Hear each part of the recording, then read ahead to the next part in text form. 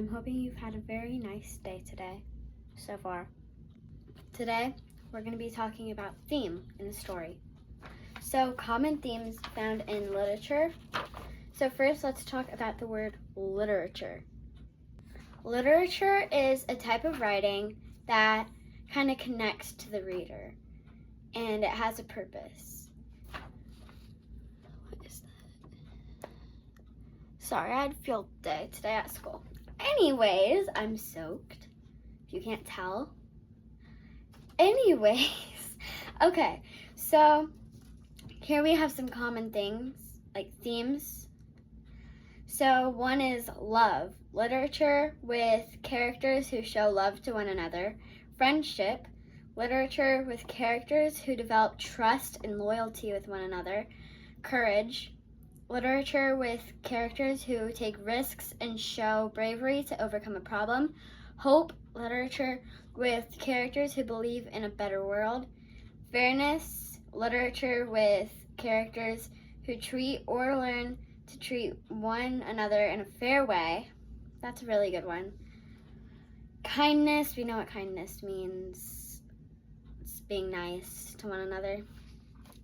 Acceptance, you're accepting and respecting other people and their differences from you. Greed is characters in a story who want more of something than what they got. So say at school somebody brings in a birthday treat. You get cupcakes and you're like, oh, can we have seconds? That's greediness. Like you want more than what people are giving you. So you're like always wanting more. Responsibility, you are responsible, following through with things that you're supposed to do. Jealousy, literature with characters who want things that others have. So like say you go to someone's house in a story and you're like, oh, well, they have a limited edition perfume. I really want it. I'm jealous of them now. Like, I want what they have. I'm like, oh, they're so much better. I need that for me to be better.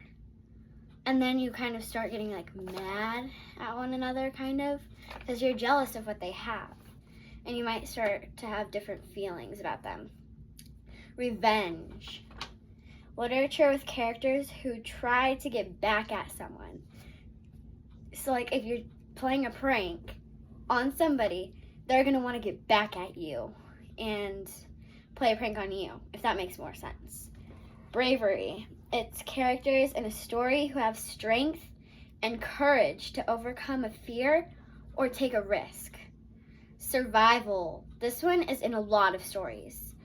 So it's characters who faced with life or death situations and they fight to survive their problems in the story. Peace. It's people or characters who work for freedom from disagreements. So like American wars and stuff, they had to come to an agreement of who won, and now we're separate countries from England. Cooperation is a really good one. Characters who work together to solve a problem or achieve a goal. So say you have a science project and it's to build something out of marshmallows and toothpicks. You might have a design that'll hold up really well in your head, but then if you have a partner, they might have something totally different from you, like totally different design. You're gonna have to like kind of work together and combine the design so there's not an argument.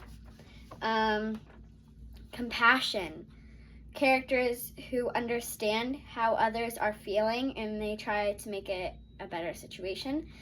Honesty. It's characters who feel the best to tell the truth of all of the time. Loyalty. Literature with characters who trust each other and never turn their backs on their friends. That's a big one in stories as well. Perseverance, it's characters that never give up, so it's basically saying you're never giving up, but in one word. Sportsmanship, characters who follow the rules of games and play fairly. So for this channel, I've actually read some of these poems I'm going to read to you guys. I actually really like the book. I've read it all a couple of times, actually. And I would like you all to rewatch the video and write down notes about all the themes I just said, like the common themes. And I'm gonna read a few poems from Where the Sidewalk Ends by Shel Silverstein. And then at the end of each poem, we're gonna kind of talk about what theme that poem had. So we're gonna kind of talk about what themes these characters had.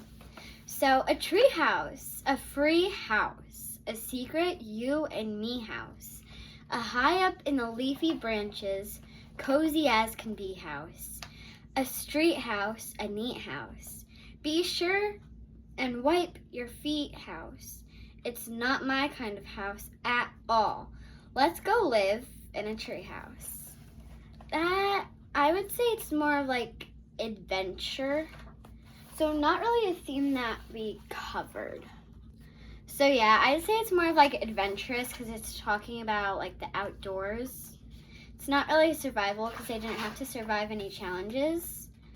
Let's do no difference. Small as a peanut, big as a giant. We're all the same size when we turn off the light. Rich as a sultan, poor as a mite. We're all worth the same when we turn off the light. Red, black, or orange, yellow, or white, we all look the same when we turn off the light. So maybe the way to make everything right is for God to just reach out and turn off the light. So I'd say that's like acceptance. Acceptance. Because it's kind of accepting everyone no matter what they look like. Let's do Invisible Boy. I haven't read this poem in a long time, but I feel like it'll have a few good themes just based off of the title. And here we see the invisible boy in his lovely invisible house, feeding a piece of invisible cheese to a little invisible mouse. Oh, what a beautiful picture to see. Will you draw an invisible picture for me? So here it's just a box, which is supposed to be a paper, and there's nothing in it. I would say it's survival because like no one can see you, and that would be hard to get used to, even though it doesn't say that in the poem. The invisible boy would have had to overcome that at some point. It just doesn't say it in like that poem. But I'd say that's more of probably responsibility and survival, like I said. Responsibility because he has to be responsible for himself. Like he's just a boy and he's invisible and no one can see him. Like how hard would that be? Let's find another poem. So we're gonna do 2 more poems today. There's gonna be one really long one and then we're gonna do a short one and make sure that we know all the themes. So the long one is called Peanut Butter Sandwich. I'll sing you a poem of a silly young king who played with the world at the end of a string, but he only loved one single thing, and that was just a peanut butter sandwich. His scepter and his royal gowns, his regal throne and golden crowns were brown and sticky from the mounds and drippings from each peanut butter sandwich. His subjects all were silly fools, for he had passed a royal rule, that all that they could learn in school was how to make a peanut butter sandwich. He would not eat his Savourian steak. He scorned his soup and kingly cake, and told his courtly cook to bake an extra sticky peanut butter sandwich.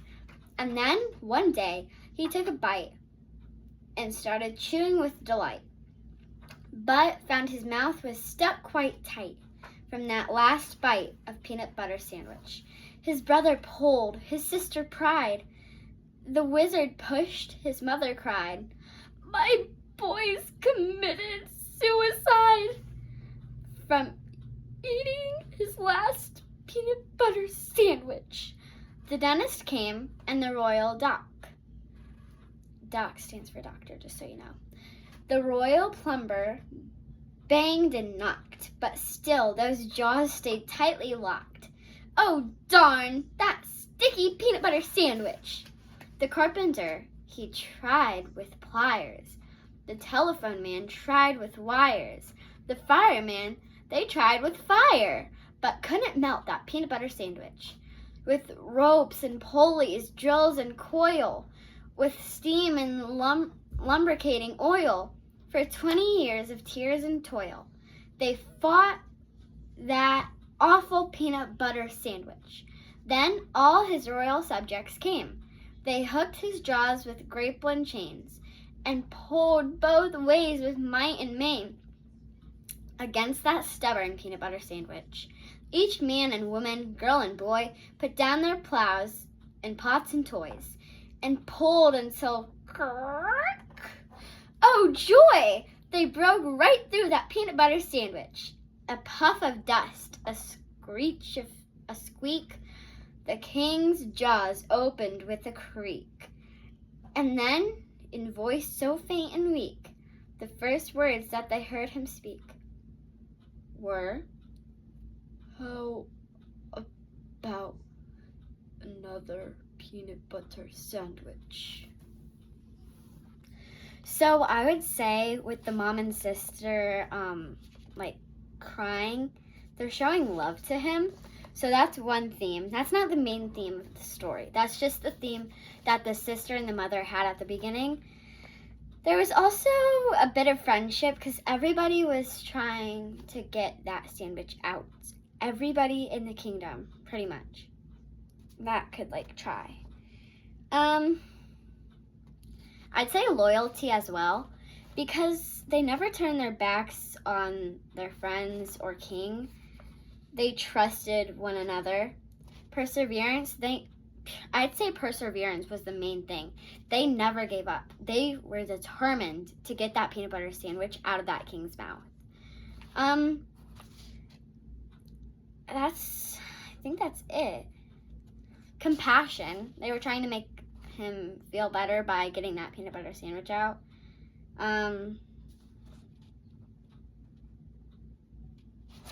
I think that's pretty much it. I mean, the king kind of had to use survival to survive, not being able to talk or communicate. But I'd still say perseverance was the main one because everyone was trying to get that peanut butter sandwich out of that king's mouth. And now it's time for the last poem. This is a very short one. It's called Lazy Jane. Lazy, lazy, lazy, lazy, lazy, lazy Jane. She wants a drink of water, so she waits and waits and waits and waits and waits and waits for it to rain. Wow. I'll read that one more time. Lazy Jane. Lazy, lazy, lazy, lazy, lazy, lazy Jane. She wants a drink of water, so she waits and waits and waits and waits and waits for it to rain. So that would be hard, honestly, to be that lazy to where you have to wait for it to rain. It could be days until it rains next, where I live.